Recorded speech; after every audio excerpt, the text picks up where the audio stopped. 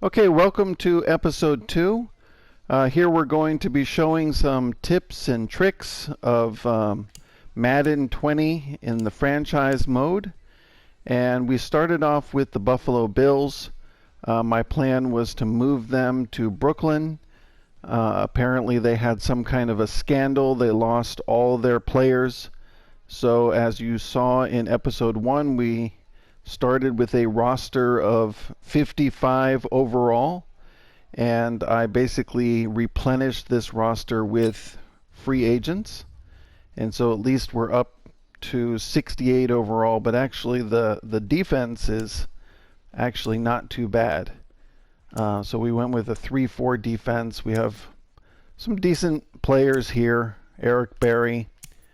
And this is not a bad defense, so if you actually wanted to play with a team that was made up entirely of players from free agency that you could pick up at the beginning of the season, it's decent. I think you can play with this team. The offense is not as good. Certainly I would recommend we need to do something about the quarterback position. But there's some other good players here. Meredith and the tight end spot. So you can see we got some decent players.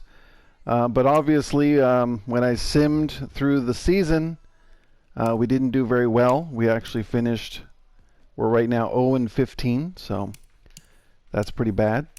But I wanted to actually keep that number 1 overall pick for the draft.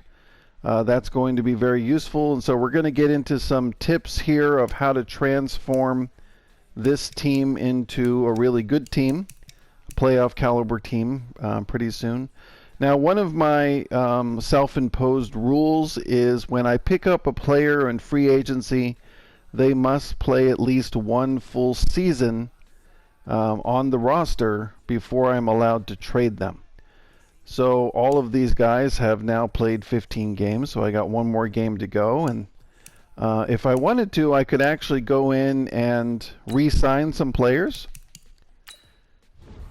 And so we can take a look here. Now we're still 1 week away from the end of the season. So let's look at a guy like Russell Bodine. He's probably more of like a traditional backup center. If I wanted to, I could make an offer here for 2 years or 3 years as a backup. Now, if I decide I want to reduce his salary a couple of 300,000 and take this signing bonus down to let's say 550. So this is a $6 million offer. It's reasonable, but you can see he probably won't take it. He needs a better salary. So what I'm going to show you here is that rather than negotiating at this stage, if you do want to re-sign some players or other players that don't show up on this list, you can wait until the end of the season and sign them for much cheaper. Now, if you want to self-impose a restriction that you're not allowed to do that, I can understand, because you're going to see at the end of the season how ridiculous it is and how easy it is to re-sign players at a really, really low price. So we can go ahead and go through to next week. And actually, we could even sim through all of this, because we're obviously not going to be in the playoffs. And it allows you to upgrade or re-sign staff. And I also was able to re-sign all of my practice squad automatically, have been added back to my roster. So you can see my roster is now above 53 because the 10 practice squad players were automatically signed. So one thing I did want to mention is in this stage you cannot upgrade anything with your coach. So if you did want to, which I should have shown a moment ago, the only thing I was able to upgrade was his master trade negotiator. So once again here we can upgrade some players if you wanted to, or just move forward because we don't have anything going on in the playoffs. So we're going to sim ahead. The good thing is we do have the #1 overall pick, which I will show how we can use that to trade down and how we can get a lot more picks that we can use for trading commodity to be able to get some better players on the team. Or you can choose to go ahead and just draft a large draft class if you wanted to as well. Now, my yearly awards, this will be interesting to see if I won anything. I have a feeling that I may have won something here. Yeah, I have the Offensive Rookie of the Year, despite the fact, we actually won a game. So we did win that last game there. So Tyree Jackson, who is 67 overall, did win the Rookie of the Year. And so that final would allow me to upgrade some players. So I have already done some upgrades throughout the season, but having won that award certainly helped. And I'm not going to be using this guy as my starting quarterback next year, but at least he could be a backup or something. So we could go through and upgrade those if we want. I still have some scouting college points here, which I'm going to skip right now, but I've already done quite a bit of scouting. Now, one thing I maybe didn't mention is that when you go into news, you can get draft stories. This tells you players that you can look at. This guy named Wade, he won the Heisman. And some guy named J.J. Talbot. And so we should look at these guys. Also, Blackwell as a strong safety. That's a good way to get in there and put them on your list. So this guy here apparently won some kind of award, so I'm going to put him on the draft list. I already have Wade there because he won the Heisman.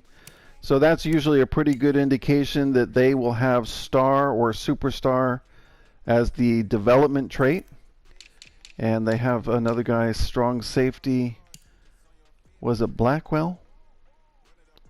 I'll have to go back and look, but I think it was Blackwell. And so then we have a pretty good indication when you look at the news stories of who will be a good player. And it circulates every couple of weeks. So yeah, there he is, Blackwell. So that guy, definitely want to consider drafting him. So what we do now is we can go on and move on to the off season.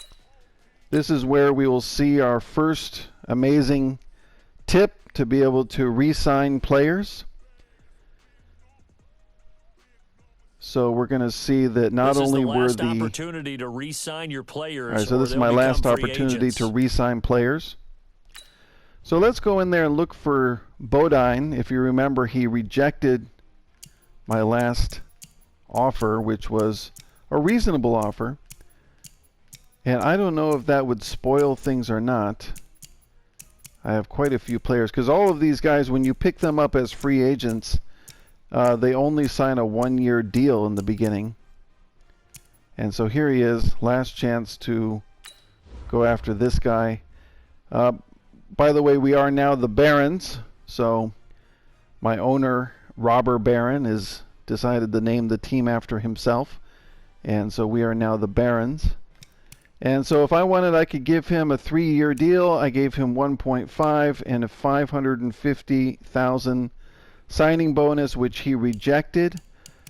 Now that we're at this stage, let's bring it all the way down to 550 is the minimum, and then give him like 50,000 signing bonus. Let's see what he does.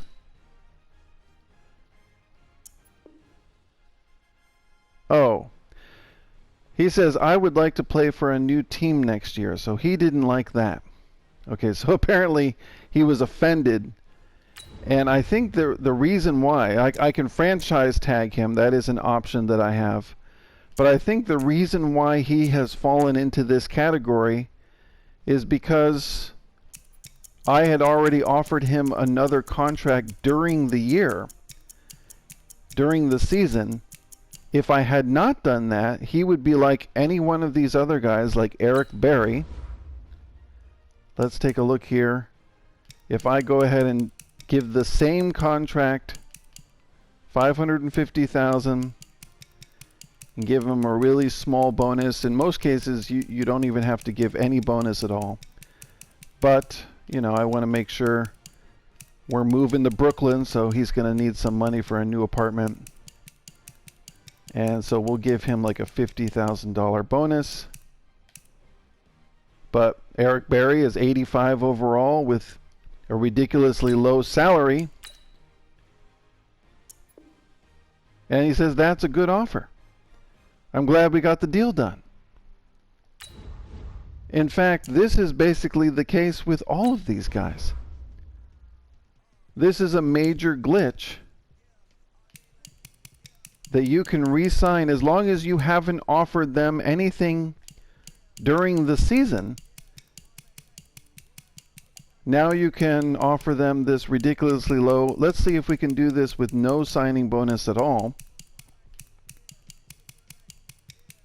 Bring this down to 0. And let's see if he takes it. He's 81 overall tight end. That's a perfect offer. I can't wait until next year. Okay, so basically I can go through here and offer every single one of these players. And see, this is why it's important when you're picking up your free agents at the beginning to make sure you get guys that aren't too old so you can actually re-sign them and either use them as a starter or a backup, or because I now have fulfilled my self-imposed rule of I must play with them one season, I'm now allowed to trade them if I wanted to. I can sign these guys, I can trade them. And it's really just, it's true of all of these guys, no matter who they are. There are plenty of opportunities to re-sign guys at the minimum. And then you can have them on your team next year, or you can use them. Now, what I'll do is, rather than going through and wasting time to go ahead and re-sign all these players, I want to go to the next stage, and let's see what happens here in stage 1 of free agency. So now imagine I just went ahead and re-signed all of those guys, so I now have a full team of guys that I just re-signed at the minimum contract, so that's pretty incredible. But now I can go into free agency, and let's view available free agents. So you can see there are definitely a few really good superstars. Miles Jack. Certainly there's a few good players at every position at the top of the free agent available players. But then it starts to go down into just mediocre. Devondre Campbell is a superstar. You can see by the color of the star. If it's silver, it's star, and that indicates he's a superstar. It's gold. Some of these, most of these are just kind of backup players. Oh, there's my guy that I could have easily re-signed him for $550,000 if I had wanted to, and this guy as well. And he's now when you see the top bids, if I really wanted this guy, I would have to bid something better than what the Colts have given him. So for example, let's go through and find, all right, here's a good example. Tyler Higbee. I don't want Tyler Higbee at all. How about this guy? Jason Verrett. He's got the San Francisco 49ers have offered him 71 points. Let's say if I give him exactly what he wants, and let's make it a 2-year deal, where that puts us. because he's a pretty decent starting corner. Yeah, that puts us way above San Francisco, so we're at 90 points there. But it's not at 100, so someone else could definitely come in and outbid me. Now you see other guys here have no bids at all. I can choose to go in there, and he wants a 5-year deal, which is fine. I could actually offer him the minimum. And sometimes, not all the time, but occasionally if there are no bids at all from any other team, that they will go ahead and take it. So I give him some kind of signing bonus of maybe 100,000 and a 550 salary. Let's just make it 650. So here's like a reasonable low ball offer that gets 33 points. So obviously he's not happy with that. But if you keep going through here, you can make offers on players like this. Here's another halfback, 25 years old. I don't know why they didn't re-sign him. Let's try the same thing with him. Now most of these guys will either reject it or they will just go on to the next week, which is stage 2, and they'll just continue to reject. And you're not going to get all of these players that you make offers on. For some reason they just won't sign and they go with somebody else, even though you're offering more than the other team in some cases. So let's see what happens with these two guys. So no one has made any offers on either of these two running backs. So I don't know if it makes a difference with scheme fit. I think that they're more likely to sign with you, so maybe Jordan Howard will do that. But if I really wanted to get somebody like a new left guard, I could go in here and bid quite a bit of money on Cody Whitehair. But that's a huge contract, and I've got 3 other teams that I'm competing with. And you can see Miles Jack is kind of similar. So I would have to offer. Superstar. All right, so this shows you the development trait. Will progress faster. He's a this superstar. Is the abilities tab. Here you can see what abilities a player has and what effect. Now, if I offer him what he's asking for, that's not going to be enough. So you can go in there and change it. Like I didn't. I'm 3rd right now. It says 90 points. If I want to get ahead of that, I can go in there, readjust my salary, increase my signing bonus. And maybe that'll be enough to put me in first place. So there I am. I'm slightly ahead of the other 2 teams, so maybe that gives me a chance. And now if you, for example, don't have a kicker or a punter, this is a good time to make an offer right here in the beginning. But I already, and it shows you the depth chart that I already have a guy there. But I could go in and make an offer on somebody like this for the minimum, and sometimes they will take it. Actually Elliott is a good example. I could offer him a 5 or 6 year deal, give him a really low salary and a really low signing bonus, and sometimes they will take it because there's currently no offer on the table. So it's a good way to get yourself a cheap kicker or a punter.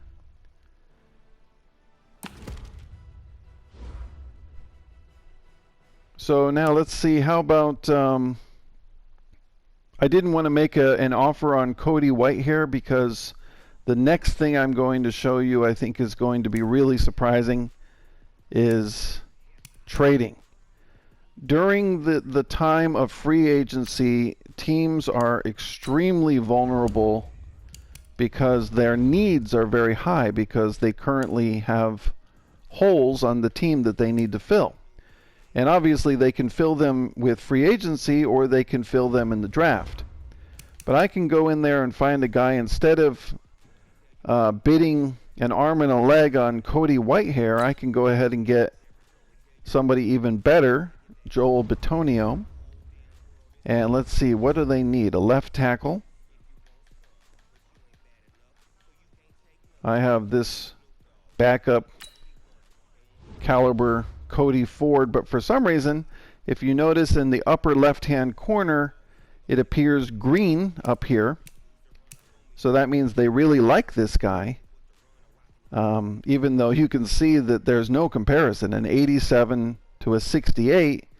But because of the fact that this team, like every other team, has holes on their team, their current roster is only 36 players, so they might be interested in this guy.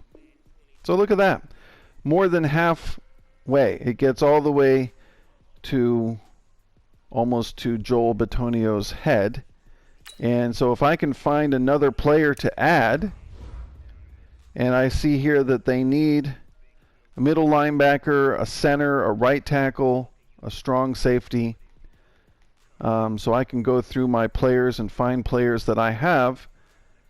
I don't want to trade Eric Berry, but I could possibly trade this low-level backup. And you can see it's red, so I don't think they're really interested in him. Let's see, who else can I don't think I have any centers right now, because remember, I didn't actually sign anybody. But if I wanted to sign somebody, I would have had a lot of players to trade right now. Well, middle linebacker. All right, so here's a good guy. Joseph, 64 overall. No, that didn't help. So one thing you can do, though, is I did notice that they need a center. And they also need a right tackle. They need a strong safety and a middle linebacker. So if you are short on players, you can go back to your team, go to your roster, find any offensive lineman that I don't really want. For example, Wyatt Teller. You can change his position. I don't see this as being strange, because this kind of thing happens in real life, that players will change their position from guard to center, or from center to guard. That's not unusual. And let's see if there's any linebackers. No, I don't have any other linebackers. I do have this guy. So if I decided to move, I wonder what would happen. I think that they wanted a right outside linebacker. I could be wrong. Let's see. If I edit him,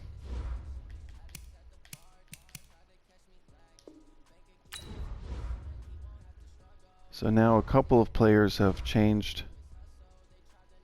Let's go back in here to the trade center.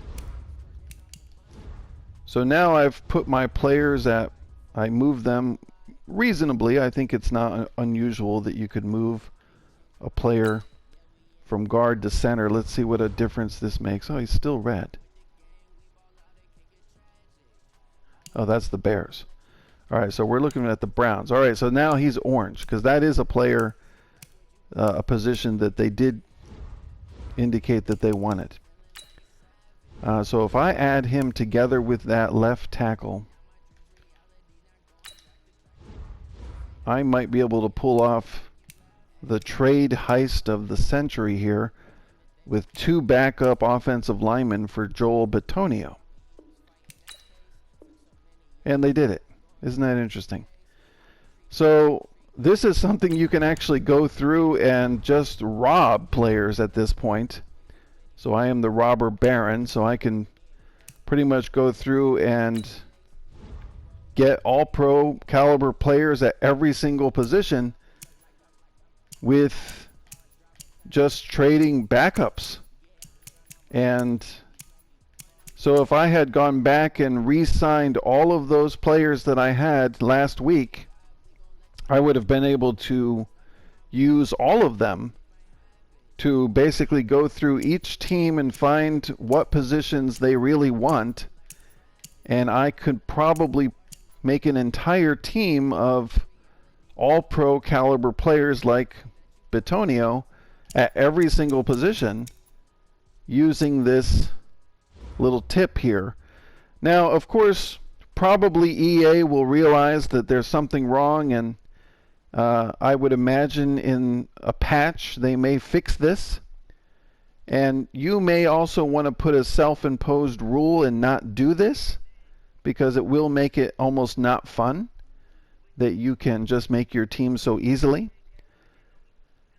So another thing that we can do is, if you don't want to use this technique, there is one other way that you can actually, first of all, you can try to sign free agents like we just did. And let's advance the week and see if any of those players that we made offers to actually are willing to accept our offer. Now, if it just says nothing, that means they're still contemplating, they're still thinking about it. But if it says they rejected it, that means someone else signed them. Now, in this case, we got Jason Verrett did accept our offer, even though it was kind of low, that rather than waiting until stage 2 or stage 3 to get a better offer, that he went ahead and accepted our offer. It doesn't say what it is, so you have to go in here, take a look at free agents that we have signed, my signings. And so, yeah, we offered him what is considered 90 points, which is surprising that he didn't wait one more week or 2 more weeks to get a better offer, because he was one of the top cornerbacks on the market. And so that's not bad. We offered him a fair offer, what he was asking for, which is a $13.5 million over 2 years for salary, 6.56 bonus, and that gave him basically a $20 million salary overall, which is pretty high, but that's not bad for a starting corner. So about $10 million a year. And so that's one way that you can boost your team. Now you can see these other guys that we made offers on, like Jordan Howard, has now received a better offer from someone else, so we're definitely not going to get him. But Eckler still has not, so there's still a chance we could get him, and Jake Elliott also hasn't either. So if we go one more week, by the way, this is also the week where you can go in and scout your... Each player has a combine grade. Now, this score represents how well the rescout player did these players, because now we see how they did in the combine, you how players' speed, and that gives you some indication of how good they're going to be. So if we want, we can go in there and rescout some players that I didn't scout before and put them on my draft board. So now let's go to the next week and see if any of these players that we still have an offer on, most likely they're not going to accept this. And I've noticed that you only get about maybe 40% of your offers get accepted, so he rejected his, which we knew that was going to happen. And so now let's see if anyone has come in. Yeah, look, so we've lost this guy for sure. And Jake Elliott is still there, so there's a chance we might get a good kicker at a really low price. Now you can go in there once again and change your offers and make it a little higher if you feel like you still want to get somebody, or somebody else that's in there that doesn't have any offers. You can comb through. Drew Brees, kind of old, but that would be certainly an upgrade. There are some guys here. We could get this guy, Giovanni Bernard. Let's see what happens if we offer him the minimum. Now, a lot of these guys, even though they have no offers from anyone else, will still reject our offer and actually become a free agent next season, and then we would have to pick them up as on a 1-year contract. So let's offer him something. This is going to be pretty low. So that's a 30-point offer. So he's probably not going to... Here's Trey Waynes. That's another decent cornerback that we can do the same thing. Let's give him a 3-year deal at the minimum, see what happens. So as I mentioned before, only about 30 or maybe 40% of the guys that we make offers to actually do accept the offer. Most of them do not, even if we're offering the most. Even if I offered them what they're asking for, sometimes they won't even accept that. I don't know why. Maybe it's scheme fit or something, but this guy does fit our scheme. So apparently he's got a good chance that he might accept that. So let's go to the next stage.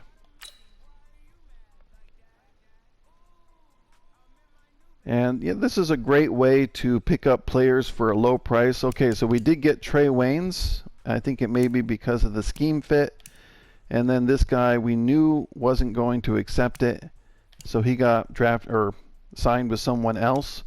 The other two guys, the kicker and that other running back, doesn't say anything here, so that indicates they didn't get signed by anyone, so they will be available as free agents, and I'll be able to pick them up only on a 1-year deal next year if I still want them.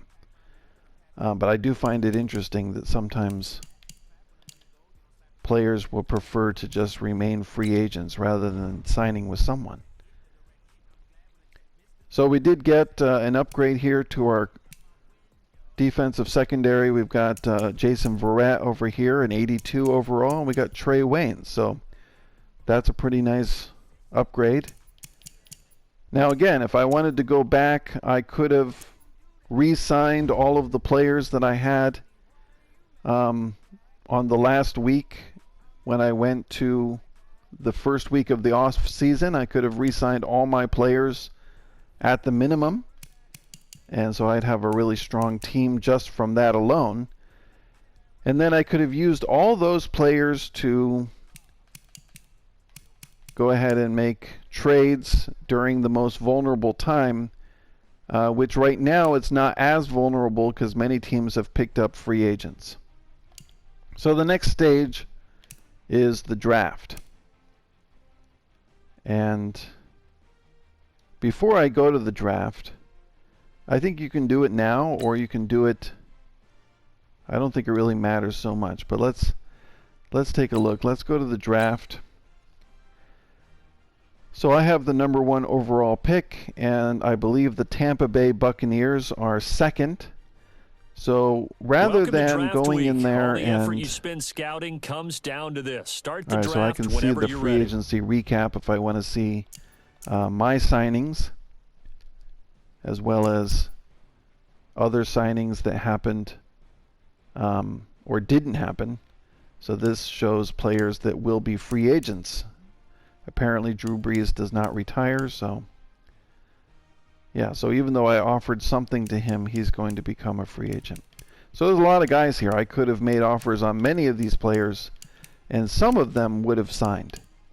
So you got to put out a wide net, and you definitely will get some signings. So I only signed 2 just to demonstrate. In one case, I had to give a pretty high salary.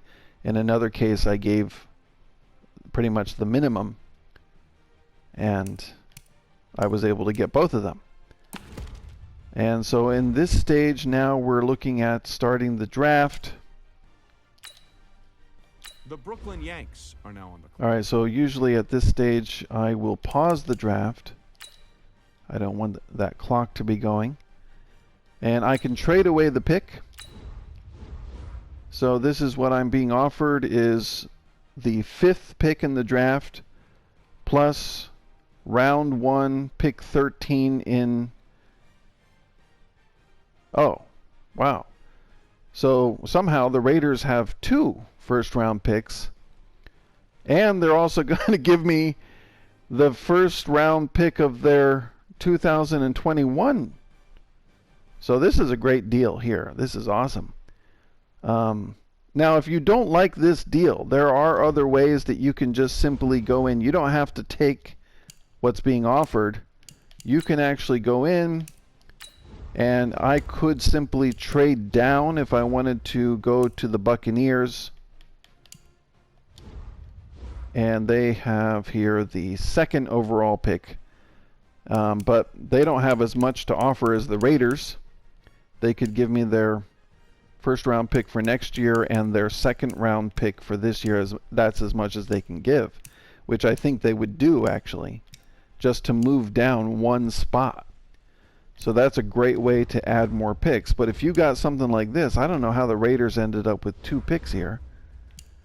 But yeah, that's a great deal. So yeah, I would definitely do this.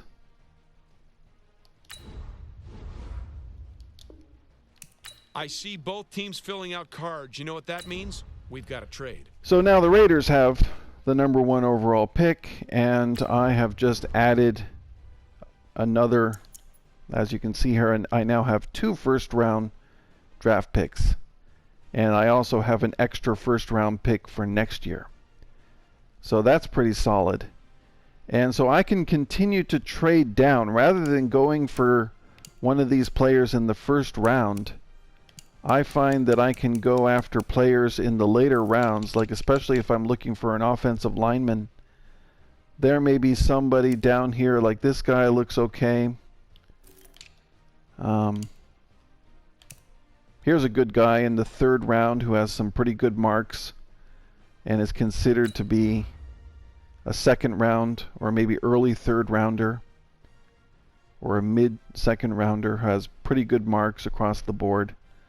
So that would be a bargain player that you might want to go for. So you can trade down and find players like this. Let me see if there's any others. So this guy looks pretty good, a 3rd rounder. Has pretty good combine numbers. I think he would probably be solid. So this is a good way for you to find players that you don't necessarily need to spend a first-round pick on them. Here's another. Oh, here's a guy right here. This is a good example of a guy who has first-round talent, but they think he'll be available in the 2nd round. So gives you a bunch of guys to choose from that you can add to your team. But to be honest, I don't feel that it's really that necessary to stock up on players in the draft. I just honestly prefer to just keep skipping ahead in the draft, advance to my next user pick, are now on the clock, and just keep trading away picks. Because what they offer you, like here's a chance for me to get another first-round pick next year. Here I can trade down and still get one more first-round pick. But let's see, there's usually some better deals later on. Here's a bunch of picks here. A first round for next year, and then I still get a 3rd this year and a 3rd next year, so that's something to consider. And so you can just keep trading down, and you'll end up with about 20 picks for next year, which I can use those as trading commodities for next season. So as soon as I open up the new year, like let's say if I wanted to accept Hold on this, now. This pick is trading teams. I can go to the new year and use those picks to trade for other players. In fact, in some cases, I can actually trade next year's picks for guys that were drafted this year, but then I get them on a lower salary because I don't have to pay the bonus. So I would much rather do that. It gives me a chance to see who I'm actually getting, rather than just taking a chance on someone and basically drafting blind. But if you like doing that and you want to pick a player that way, that's fine. But I just feel like accumulating picks for next year, that will give me so many picks that I can use to trade in the off season, that I can actually build a much better team that way. But again, I think that if I had gone in and done the first thing, which was